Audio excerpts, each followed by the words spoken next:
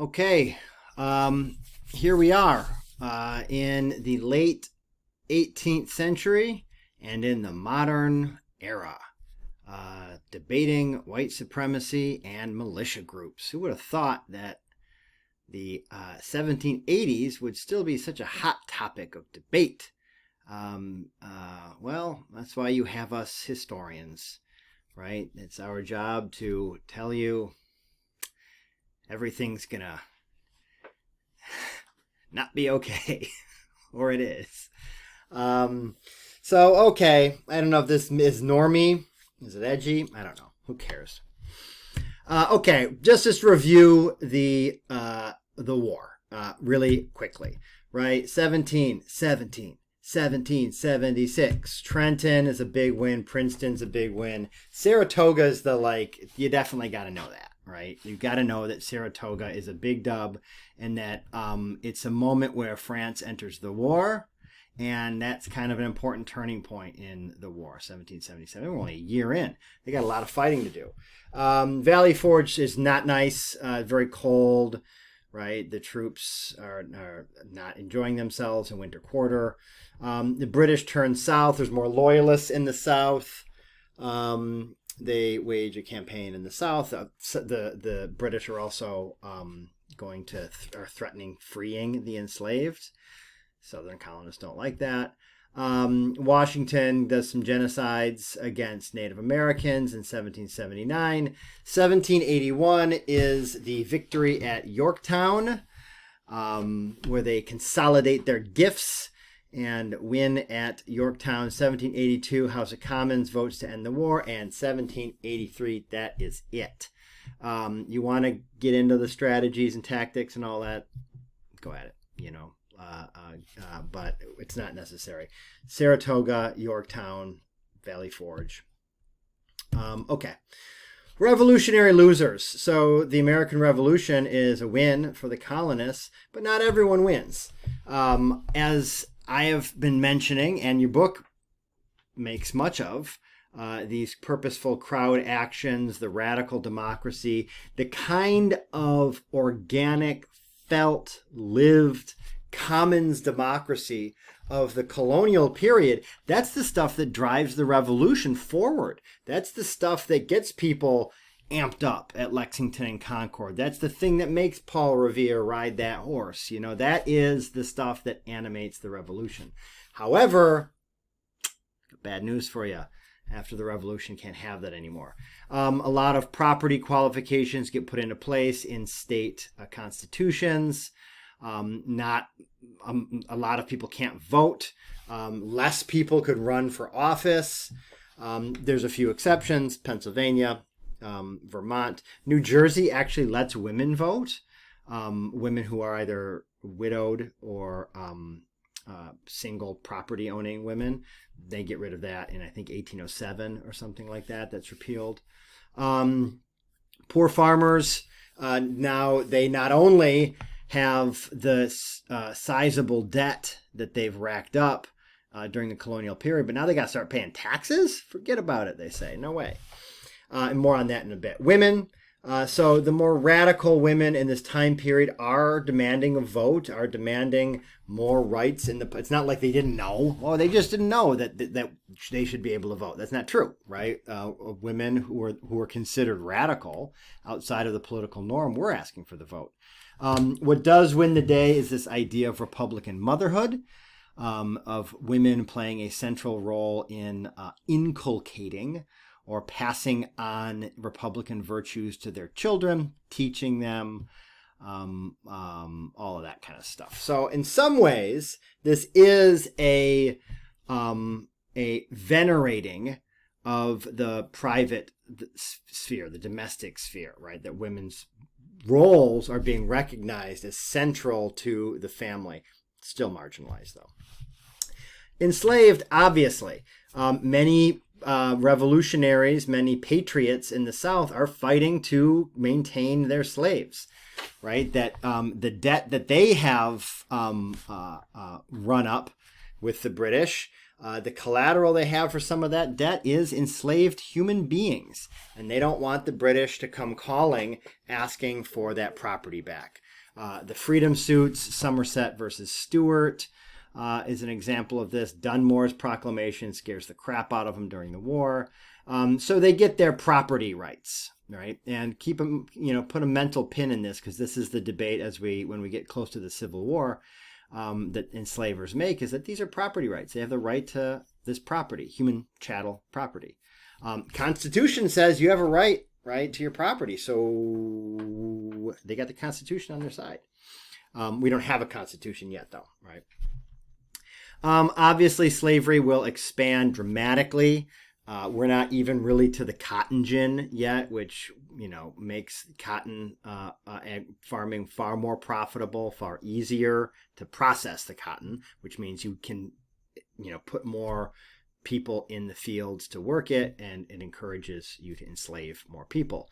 Obviously, it doesn't just, oh, yay, the 13th, 14th, 15th Amendment are passed, and then racism ends.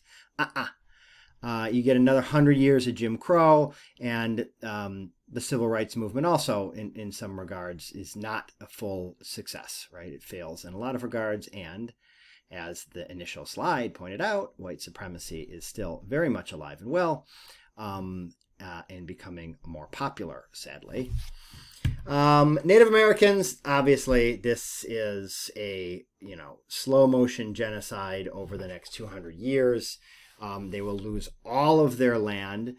10 million people will die.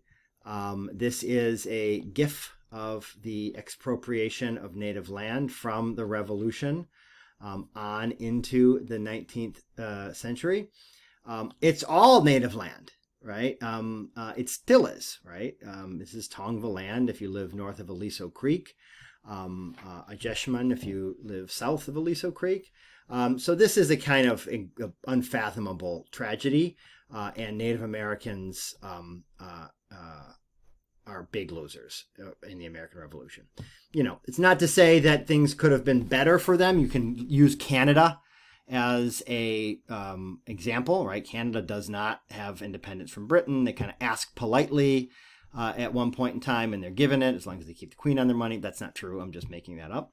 But they are an example of a colony that did not rebel, eventually did have independence, ostensibly had more rights for Native Americans, and they don't have a very good history either with First Nations people. In Canada, right? Native Americans would be called First Nations. So, what would have been, could have been, doesn't look good north of the border either. Okay, Articles of Confederation. This is the OG small government document. People out here talking about the Constitution makes the government small. Please, if you're a Thomas Jefferson or a Henry Lee or one of these radical anti-federalists, you do not, the Constitution is a massive expansion of government power. Right? You like the Articles of Confederation. You like its stripped down character. You like the fact that you need a supermajority to pass any law, that you need unanimity to change any of the articles. That's all 13 colonies need to get on board in order to change them. Federal government can't pass any taxes. No taxes. It can ask for money, but it can't pass taxes. Can't have an executive or legislative branch. Fun fact, the first president of the United States, John Hanson. Yay! Keep in mind here, when we're looking at this is George Washington gets elected once the Constitution is put in place. That's not till 87. So here we're working off the Articles of Confederation. There is a rotating series of kind of figurehead executives, and a guy named John Hanson is the first. So he technically is the first leader of the United States. But, he's not a president, and it's also pre-Constitution. You can't make states pay their war debt. Some states, Georgia, South Carolina, say, we're not doing it. Forget them. We won. We're not giving them the money. That's part of the deal with the Treaty of Paris. Gotta kind of pay that war debt, or you might go back to war with England, and you don't want to do that. Can't enforce treaties. You can, or excuse me, you can't. You can make treaties, yeah, but you can't enforce them. So also states can make their own treaties. So England or Georgia makes a treaty with England to import. I don't know, to export, let's say, tobacco. Virginia makes a treaty with England to export tobacco. Well, how do you think that's going to go? Right? They're going to be a race to the bottom. They're going to be going at each other. So not good. They can't access New Orleans. So any farmers that are moving inland and want to move their goods overland to the biggest major waterway, sorry, no New Orleans. And it can't unify the republic. So it really is a confederation. Keep in mind this is important for later too, right? Why is the Confederacy the Confederacy? Because they're tapping into this. A confederation is like a loose conglomeration, a loose organization of states, where a constitution, right? If something is, what is the constitution of something? It is a more firm, centralized understanding. And it can't address the threats of populism.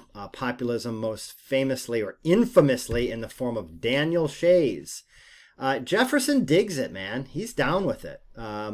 The tree of liberty must be refreshed from time to time with the blood of patriots and tyrants. It is its natural manure. Nice agricultural, right?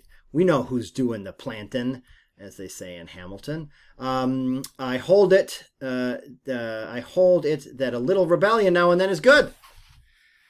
Necessary in the political world as storms are in the physical. So Jefferson is feeling it, right? He likes Shays' Rebellion. He likes the Articles of Confederation. That's why the Anti-Federalists are keen to at least tack on some amendments to the Constitution so that they can guarantee some level of rights. Also, a lot of the Anti-Federalists don't show up to the Second Continental Congress. More on that later. About that Daniel Shays. The coastal elite, the mercantile elite, these are people with money, as Kevin O'Leary would say on the Shark Tank. They want hard money. Poor farmers want soft money. What does that mean? I'll talk about this ad nauseum up until the New Deal, right? In the 1930s, we're going to be talking about hard money and soft money and who wants hard money, who wants soft money.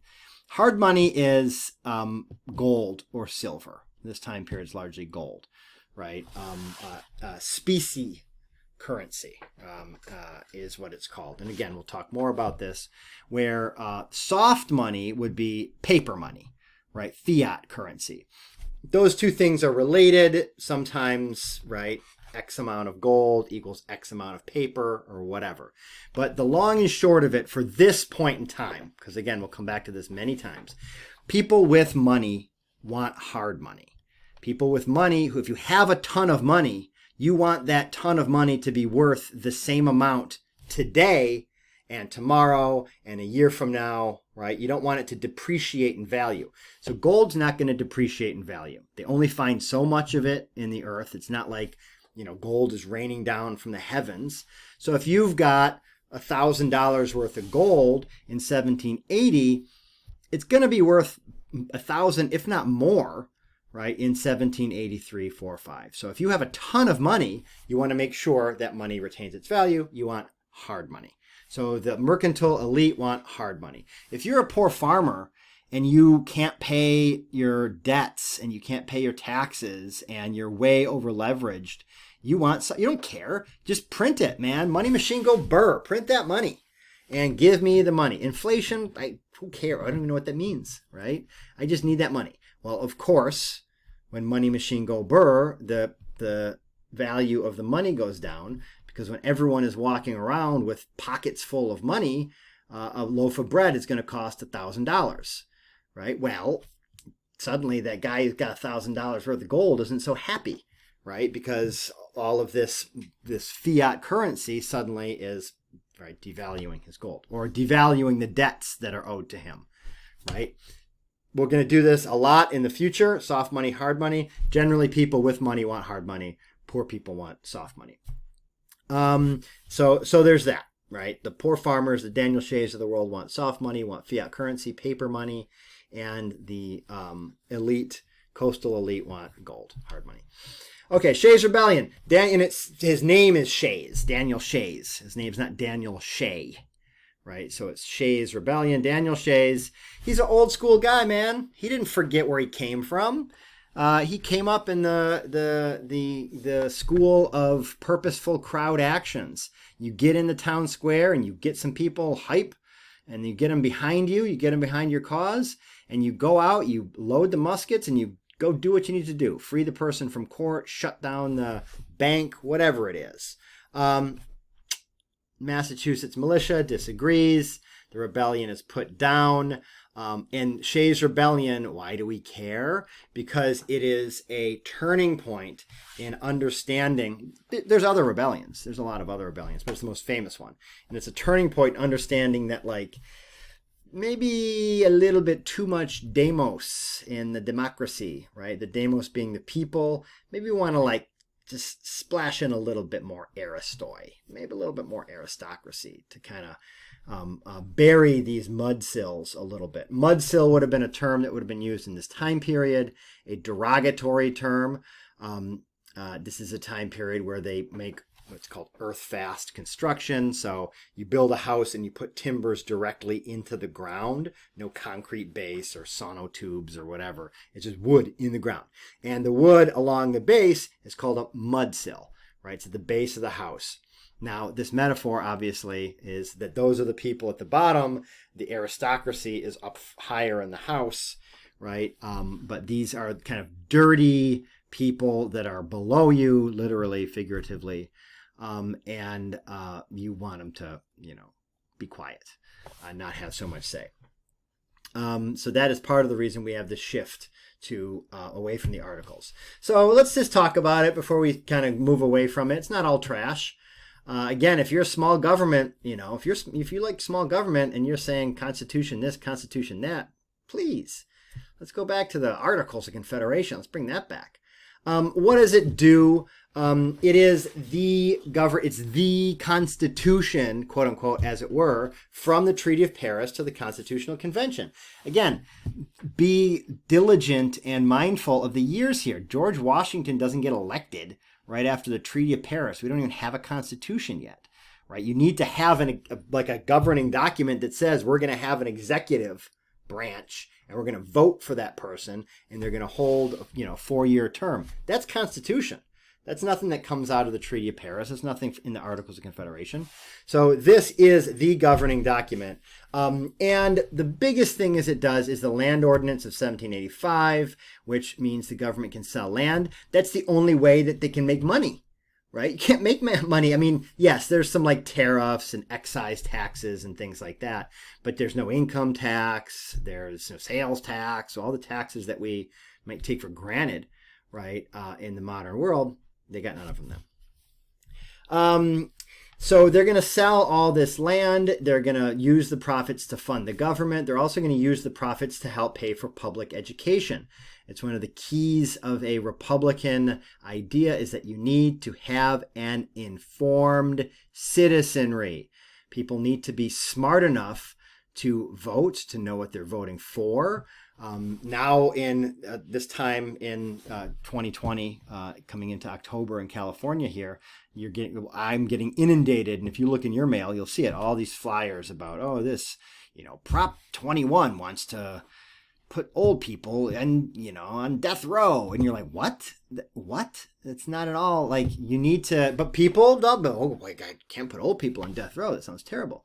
You need to have an informed citizenry. Most of the stuff that you hear is just like people lying about stuff, or misrepresenting themselves or their ideas. So the founders know, right? The Articles of Confederation knows you got to have people who are smart. This system starts in Ohio. That's why when you fly over the United States, you see all those boxes, nice even boxes. It goes over 2/3 of the United States. The most famous, then after the Land Ordinance of 75, perhaps the most famous land bill that happens under the Articles of Confederation is the Northwest Ordinance, 1787. It allows this new territory to become new states. Once they get in a certain amount of people there, They can be territories, and then they can become states, and they're new states. So it's not like that ridiculous map where Virginia just kind of extends west and Pennsylvania extends west. These are going to be new states, and they're going to be free states. No slavery. There's a Southwest ordinance, but like no one cares about it.